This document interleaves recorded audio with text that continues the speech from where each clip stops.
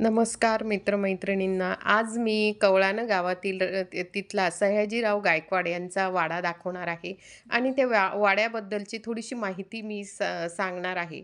तर हे वाड्याचं बाहेरून हा भाग दाखवत आहे मी तुम्हाला. तर आपण आता तिथे मध्ये जाणारच आहोत, पण ते जास्त व्हिडिओ करू देत नसल्यामुळे आपण हा बाहेरून घेतलेला आहे. तर त्यांची पुढची माहिती आता मी तुम्हाला आता इथून पुढची जी माहिती आहे वाड्याची ती सांगणार आहे. तर आपल्याला हे बघा अशा पद्धतीने इथे गावातले लोकं बसलेले असतात वाड्याजवळ आणि वाडा हा बराच मोठा आहे. तर हा राजवाडा आणि त्यांच्या 2 भावांचे राजवाडे सुद्धा त्यांच्या त्या मोठ्या राजवाड्याच्या बाजूला आहेत. हे नवीन गेट तयार केलेलं आहे. तर हे नवीन गेट केलेलं आहे. मध्ये राजवाडा आहे आणि पुढच्या साईडने ते आपल्याला जाऊ देत नाही. हे बघा ही साईडची बाजू आहे आणि आपण मागच्या साईडने त्यांच्या राजवाड्यात प्रवेश करणार आहोत. तर मागच्या साईडने त्यांनी उघडून दाखवतात, पण आपल्याला जास्त व्हिडिओ करू देत नसल्यामुळे आपण जेवढा केला तेवढा मी तुम्हाला आता सांगणार आहे. हा जो साईडचा भाग आहे. जेव्हा गुराखी राजा झाला, बडोद्याचे संस्थानिक खंडेराव गायकवाड यांचे निधन झाले, त्यावेळेस त्यांचे भाऊ मल्हारराव राजे झाले. परंतु त्यांना इंग्रजांनी अन्यायकारक इंग्रजांवर त्यांनी वागणूक दिली. त्यामुळे त्यांना पदच्युत केले.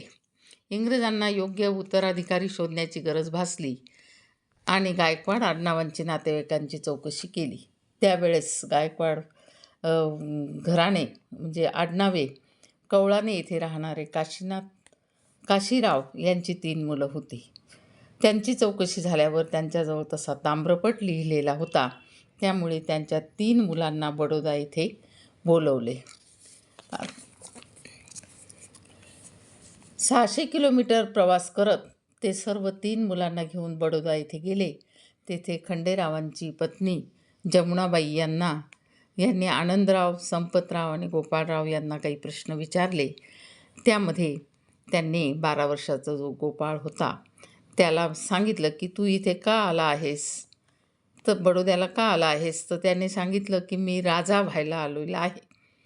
अशा प्रकारे बाणेदार त्यांनी उत्तर दिले. चुणचुणीत व हुशार मुलगा आहे असं त्यांना वाटलं आणि त्यांनी दत्तक म्हणून त्यांची निवड केली व त्यांचे नाव बदलून सयाजीराव खंडेराव गायकवाड ठेवले. पुढे त्यांना 12 वर्ष तिथे शिक्षण दिलं गेलं आणि राजासाठी योग्य असं शिक्षण त्यांना मिळालं आणि 18व्या वर्षी त्यांचा विवाह झाला. त्यांचे कार्य भारतातील सर्व संस्थानिकात श्रेष्ठ होते. शेती, शिक्षण, स्त्रियांचे कायदे यात त्यांनी अतिशय श्रेष्ठ असे काम केले होते. प्रज्ञावान, स्वच्छ, चारित्र्यवान, निर्व्यसनी असे ते श्रेष्ठ असे राजे होते. क्रांतिकारकांना मदत केली, पण कोणतेही पुरावे ते मागे ठेवत नसत. त्यांनी अनेक विद्यार्थ्यांना शिष्यवृत्ती दिली. त्यांची संख्या कोटीच्या घरात आहे. महाराष्ट्रातील हुशार विद्यार्थी बडोद्याला शिकायला जात व शिकून येत असत. त्यामध्ये आपले घटनाकार डॉक्टर बाबासाहेब आंबेडकरांना सुद्धा त्यांनी शिष्यवृत्ती दिली. महात्मा फुलेंच्या आजारपणात त्यांनी पैशाची मदत केली. सक्तीचे प्राथमिक शिक्षण हा कायदा त्यांनी गुजरातमध्ये प्रथम चालू केला आणि शिक्षण झाल्यानंतर 4थी पास झालेल्या मुलांना कायम साक्षर राहावं यासाठी फिरते वाचनालय ठेवले. ही जी संकल्पना आहे ही लंडनमध्ये होती आणि त्यावेळेला दुसरी संकल्पना ही गुजरातमध्ये त्यांनी सुरू केली. जेव्हा ते राजा झाले तेव्हा त्यांनी त्यांच्या संस्थानावर कर्ज होतं आणि ते कर्ज त्यांनी फेडलं, तर त्यासाठी त्यांनी काटकसर समिती नेमून संस्थांचे उत्पन्न वाढवले. त्यांचे कर्तृत्व खूप मोठे आहे. ते अनेक पुस्तकातून आपल्याला वाचायला मिळतेच. फक्त मग त्यांनी अंध, अपंग, आजारी यांनाच मदत करायचं ठरवलं. स्त्रियांच्या बाबतीत सांगायचं झालं तर स्त्री शिक्षण, विधवा विवाह इत्यादी कायदे त्यांनी केले आणि सक्तीचे मोफत प्राथमिक शिक्षण स्त्रियांनासुद्धा म्हणजे सक्तीचे केले. या प्रकारे पत्र्याच्या पेटीमध्ये 50 पुस्तकं घेऊन ते फिरते वाचनालय चालायचं आणि एका गावाला 3 दिवस ते राहत. त्यांनी बियाणे, अवजारे इत्यादीला शेतकऱ्यांना मदत करायला सुरुवात केली. त्यानंतर विहिरी बांधायला पैसे दिले गेले, परंतु त्या विहिरीवर अस्पृश्य सगळ्या असा भेदभाव न करता सर्वांना त्या विहिरीचं पाणी पिता यावं आणि असं त्यांना बंधन ठेवलं. शेतकी शाळा त्यांनी काढल्या आणि त्यामध्ये ॲग्रिकल्चर बँकसुद्धा काढली.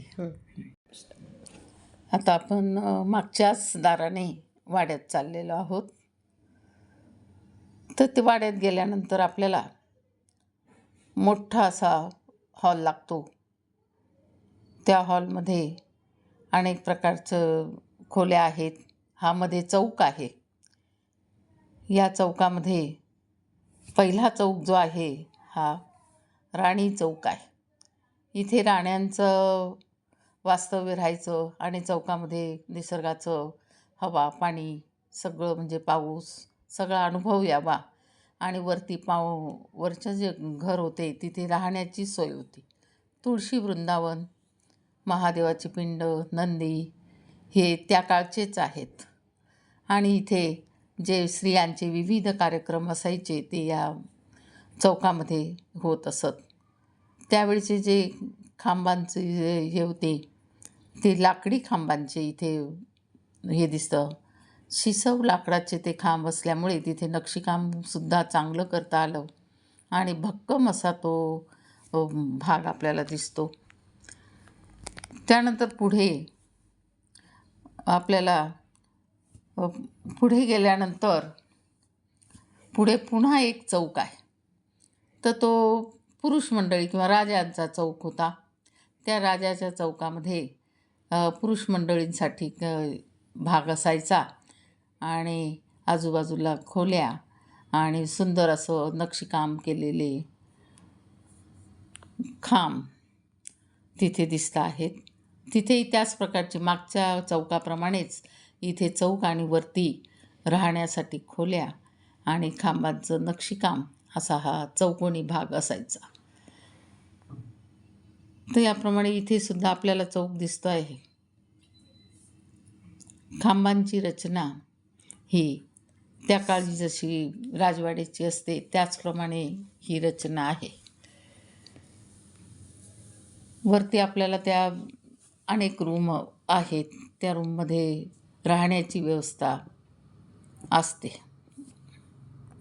बडोद्याच्या कारभारामध्ये त्यांना या जन्मगावी यायला सवडच मिळत नव्हती, परंतु त्यांच्या आई, काकू ह्या सर्व इथे उन्हाळ्यामध्ये यायच्या. त्यांचे जवळच गोठा होता, गाई होत्या आणि त्या आई आणि त्यांच्या 2 काकू होत्या. त्या तिघी जणी इथे गावाकडे येऊन काही दिवस राहत असत. तर याप्रमाणे ते एकदा आले आणि एकदाच त्या राजवाड्यात आलेले आहे असं म्हणजे माहितीनुसार कळतं की त्यावेळेला ते जेव्हा आले, नाशिकला आले असताना कवळाण्याला आले आणि याच्यामध्ये ते मागचे जे 2 आता राजवाडे दिसत आहेत ते त्यांच्या भावांचे म्हणजे आहेत आणि पुढचा जो आहे तो मुख्य असा राजवाडा आहे. हे दोघं त्यांच्या भावांचे आहेत असं सांगतात की संपतराव आणि आनंदराव त्या काळचे. त्यांचंसुद्धा बांधकाम अजूनही अतिशय सुंदर आहे. कोरीव काम अतिशय छान आहे आणि ते वरच्या जिन्याने एकमेकाला जोडलेले आहे. आता तिथे बाजूला एक पुरोहित राहतात आणि तेवढाच एक भाग उघडा आहे. तिथे आपल्याला हे झाडं दिसतात. इथे एक पुरोहित राहतात आणि ते पुरोहित तिथे वास्तव्याला आहेत. तर असे हे 2 मजली तो सुद्धा राजवाडा आहे. तर अशा प्रकारे ह्या राजवाड्यामध्ये ते म्हणजे त्यांच्या निधनाचे 2-5 वर्ष आधी आलेले होते आणि तिथे त्यावेळेला आल्यानंतर त्यांच्या गावात मिरवणूक निघाली. तर त्यांची गाडी ज्यावेळेला इथे थांबली त्यावेळेला ते सरळ चालत त्यांच्या एका मित्राच्या झोपडीकडे गेले की तिथे गुरं चारण्यासाठी, बकऱ्या चारण्यासाठी त्यांच्याबरोबर जो भिल्ल मित्र होता त्या मित्राच्या झोपडीकडे ते जायला लागले. आणि सगळ्यांना वाटतं हे कुठे जात आहेत. आणि त्या मित्राला त्यांनी ओळखलं, म्हणजे त्यांची ओळख ठेवली. त्याने त्याच्या ज्या गरजा होत्या त्या पूर्ण केल्या आणि त्यांना ते कडकडून भेटले. त्यानंतर गावात त्यांची मिरवणूक काढली गेली आणि त्या मिरवणुकीमध्ये त्यांना म्हणजे बैलगाड्यावर मिरवणूक काढली गेली. त्यामध्ये त्यांना बैलगाडीवर मिरवणूक काढणं हे त्यांना अभिमानास्पद वाटत होतं. त्यावेळेला त्यांच्या सुवासिनींनी आरती केली. माझ्या आईकडनं ही माहिती मिळाली. तुम्हाला आवडली